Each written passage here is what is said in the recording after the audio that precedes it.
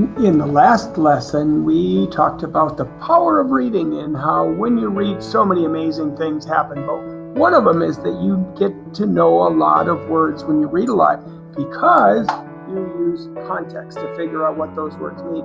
And so the last strategy we learned, strategy one, boy, that was easy. It was like they tell you right in the sentence what the word means.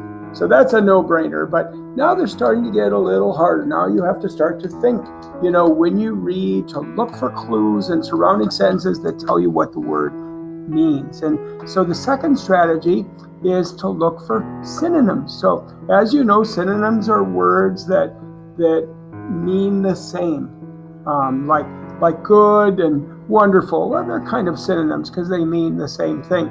So there are some key words you look for that signal that a synonym might be there. They're words like also, or as, like, same, similarly, and to. And so you look for those words. So we're going to show you just a few samples of sentences that point to what the word might mean by using synonyms.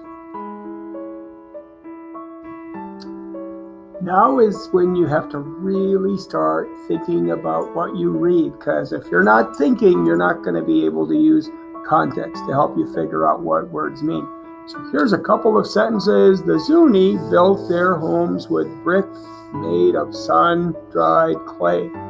The Hopi also used adobe to build their homes. So we begin to look for signal words. Here's the word also. That implies that this word was used in another sentence. The Hopi also used adobe to build their homes.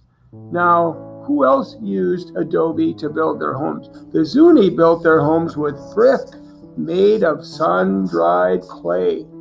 The Hopi also used adobe to build their homes. So if you're really thinking and really looking, you see the word adobe. And who else also used adobe? Well, the Zuni built their homes with brick made of sun-dried clay, and the Hopi also used adobe to build their homes. So that means adobe also means sun-dried clay. So those two sentences pointed to adobe meaning sun-dried clay. To figure that out, though, you really have to be putting those two sentences together. So here's another one. Jose drives a red Lamborghini. Rachel drives a fancy car too. So here's this word to, which signals, it has a connection. A connection to what? Well, Rachel drives a fancy car too. So who else drove a fancy car? Well, it was Jose. But what did he drive? A Lamborghini, which tells us that a Lamborghini is a fancy car too.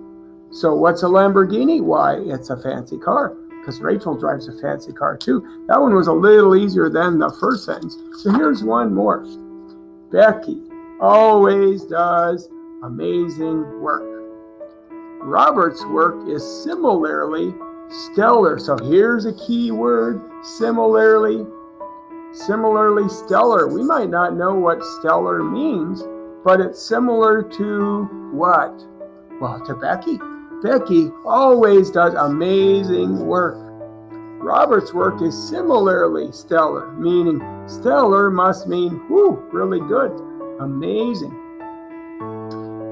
Here's what I'd like you to do now. Go to your Google form, because there's a lot of sentences that practice this strategy number 2, which is where you can figure out what words mean by synonyms. Words that mean the same within surrounding sentences. And that's just a beautiful strategy to use when you read. But you have to really be thinking and making connections.